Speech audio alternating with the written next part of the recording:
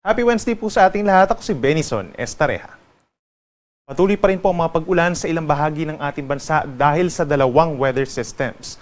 Una na dyan sa may northern and central Luzon, yung mga nasa eastern sides, meron pa rin pong asang may hinang pag-ulan dahil pa rin sa pag-ihip ng northeast monsoon o yung amihan o yung hangin po na siyang nanggagaling na malamig galing po dito sa may mainland Asia. Samantala, over portions of southern Luzon and Visayas, asahan din po yung mga kalat-kalat na ulan at mga thunderstorms overnight dahil naman yan sa shear line o yung linya kung saan nagbabanggaan ang malamig na amihan at ang mainit na easterlies. At simula po bukas ng hapon, yung easterlies naman o yung mainit na hangin galing sa Pacific Ocean na siyang associated din dito sa mga cloud clusters na nakikita po ninyo sa ngayon.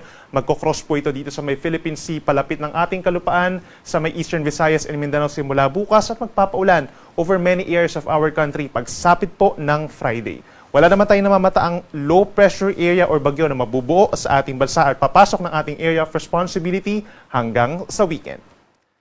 Bukas po, February 12, araw ng Thursday, mataas pa rin ang tsansa ng ulan sa may eastern section of Luzon dahil pa rin yan sa northeast monsoon at sa shear line. Asahan pa rin ang may hinang pag-ulan dito po sa may Cagayan Valley, gayon din ang lalawigan ng Aurora, at maging dito rin sa may Apayao, Kalinga, Mountain Province in Ifugao, magbaon po ng payong kung lalabas ng bahay.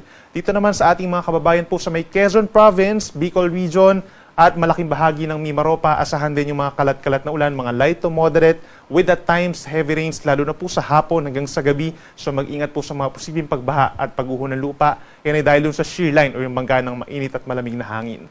Samantala, dito naman sa may Occidental Mindoro, asahan yung mga isolated rain showers or thunderstorms sa dakong hapon hanggang gabi at ang natitirang bahagi ng Luzon. Kabilang po ang Metro Manila at yung mga nearby areas sa Central Luzon, Calabarzon, dito rin po sa may Ilocos Region, the rest of Cordillera Region, partly cloudy to cloudy skies pa rin at meron lamang tsansa ng pulupulong mahinang pag-ulan at yung ibang lugar, maliit lamang ang tsansa ng mga pag-ulan. For Metro Manila tomorrow, between 23 to 30 degrees Celsius ang temperatura. May kalamigan pa rin, kagaya dito sa may Tagaytay, from 20 to 27 degrees.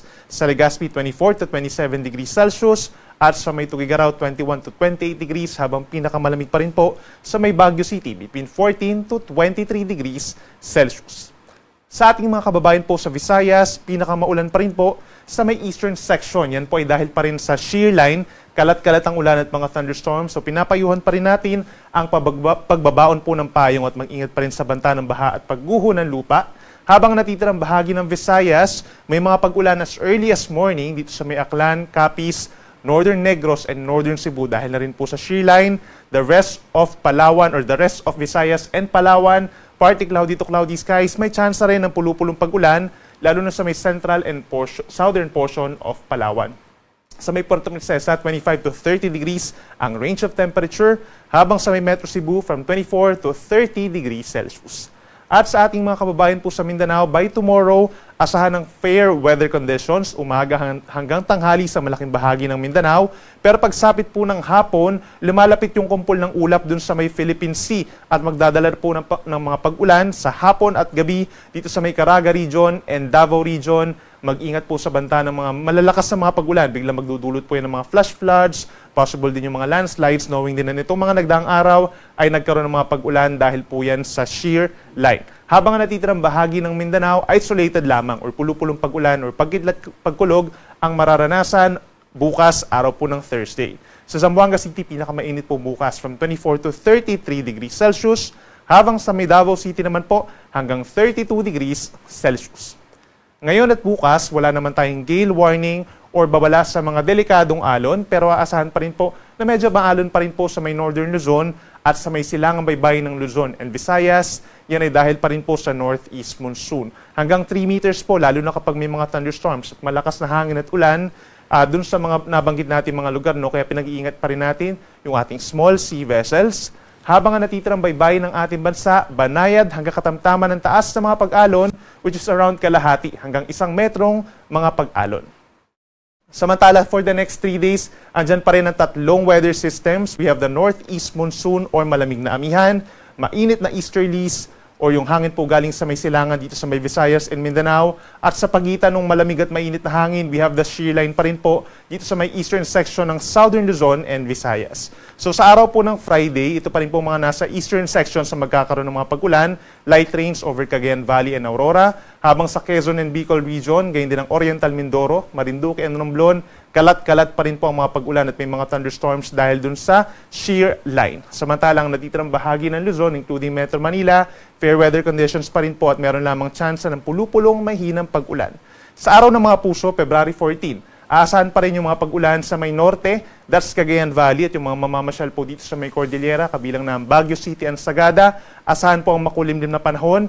Meron mga light to moderate rain, so make sure na may baong payong. Habang ang natitirang bahagi ng Luzon, including Metro Manila, sa araw ng mga puso, fair naman, bahagyang maulap, minsan maulap ang kalangitan, at may tsansa lamang ng mga saglitang pag-ulan. At sa araw po ng linggo, improving weather conditions or mag-i-improve ang panahon sa malaking bahagi ng ating kalupaan, sa particular na dito sa may Luzon, no? Dahil sa paghina ng amihan, medyo napapalitan po ng easterlies, kaya kapansin-pansin, iinit ang panahon.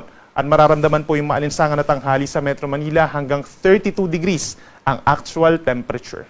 Sa ating mga kababayan po sa Visayas, kapansin-pansin, sa araw po ng Friday, maulan ang panahon dahil dun sa easterlies. Yung nakikita nating cloud cluster dun sa may labas ng Parno, papasok at tatawid po dito sa may Visayas. Maraming lugar po ang magkakaroon ng malalakas na mga pag-ulan. Pagsapit po ng Friday, lalo sa umaga hanggang sa tanghali, kaya mag-ingat sa banta ng baha at landslides. Pagsapit ng Sabado at Linggo, magiging maganda naman po yung ating Valentine's weekend. Asahan naman yung partly cloudy to cloudy skies at may chance lamang ng mga pulupulong pag-ulan, lalo na sa may eastern portion of Visayas.